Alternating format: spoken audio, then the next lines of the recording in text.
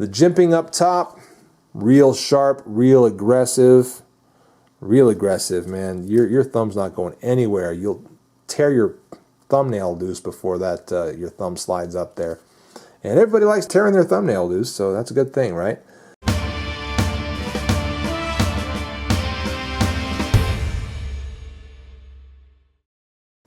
Hello my friends, this is Late Boy Scout with my review of the Spyderco Persistence.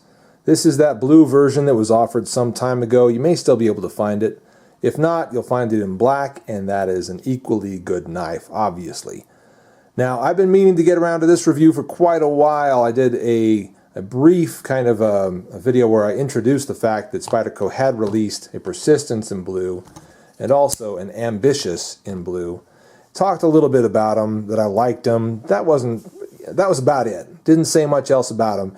And I've had some repeated requests for a review of the Persistence. Dude out there who keeps asking, you know who you are, your wish is my command. Here is the review.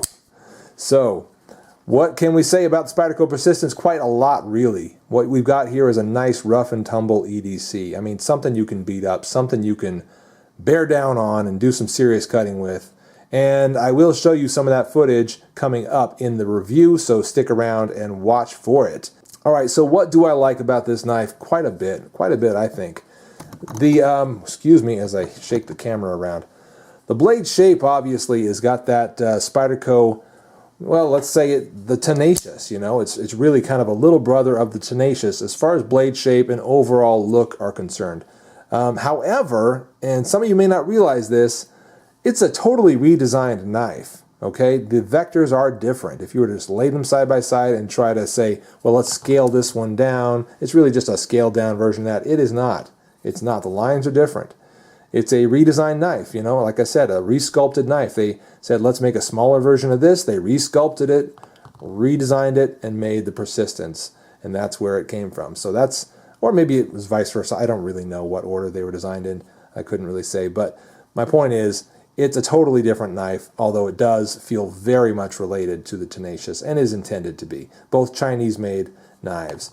And honestly, Spyderco has got their hands on a really good Chinese factory because these are some of the best Chinese knives that I've come across.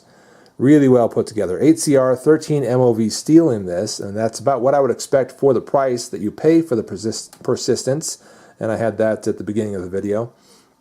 A good price for what you get, I really think it is. We've got stainless steel liners in there, very nice thick slabs. It does add a little bit of weight to the knife. Again, that's listed in the specs at the beginning of the video. However, that also adds to the durability of the construction. And it is full flow-through pillar construction, meaning you can blow that out of the lint and whatever else builds up in there without having to really disassemble your knife and go to all that work. Pocket clip, repositionable to 4 positions, so carry this knife however you want. Liner lock, as I think I mentioned, nice and solid, no movement whatsoever after a good amount of use on this knife. Generous thumb hole for easy deployment, either rolling it out or get to the point where you can give that a nice solid flick to get it out. The jimping up top, real sharp, real aggressive. Real aggressive, man. Your thumb's not going anywhere. You'll tear your thumbnail loose before that your thumb slides up there. And everybody likes tearing their thumbnail loose, so that's a good thing, right? Good blade shape otherwise. I mean, it's a full flat ground. Comes razor sharp out of the box. Great Spyderco logo on there. Pretty sterile on this side except for the word China. Really nice. Pocket clip rides adequately deep for me, which is roughly around there. Good generous. Lanyard hole, again, fit your paracord through there. It's just a well-built knife overall, and also fits right into that size category that I like, which is the sort of standard EDC size category. We might as well roll in the comparison right now, and we'll get to the testing towards the end of the video. The comparison, let's compare this knife to a handful of other great EDC knives in roughly the same size and weight category. So there's the Persistence on the end over here. What else can we compare it to? Well, certainly to the Benchmade Mini Griptilian. Also a nice rough and tumble EDC. Very good knife. How about the Kershaw Leak one that I just love. A little more delicate and a lot more delicate as far as the blade shape is concerned. Yeah, way more delicate, but just an excellent knife. The steel is superior. These two steels are both superior to this. This one's much more affordable. How about the Cold Steel Mini Recon? Mini Recon 1. Probably more stout than this one. Probably more durable. AUS 8A steel on this. Possibly a bit better than the 8CR13 MOV. Not by a huge margin, but better, I would say. Also, how about the, where is it? Oh, here we go. Here we go. The CRKT M21 12GD. One that I would also call a pretty stout EDC knife.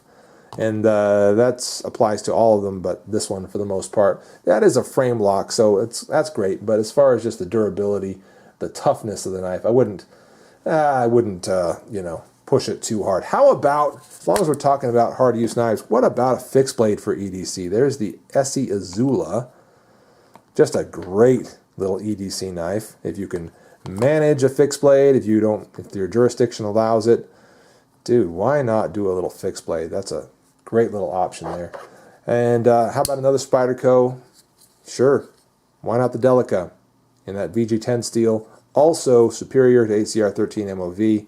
Much lighter weight. Feels lighter duty as well. Great EDC, but it's going to be pretty tough, and you know, get some good use out of that one as well. While we've got it here, why not give the Wrap Model 2 a little bit of screen time? There it is. Also pretty affordable. This is AUS 8 steel. Really comparable to 8CR13 MOV.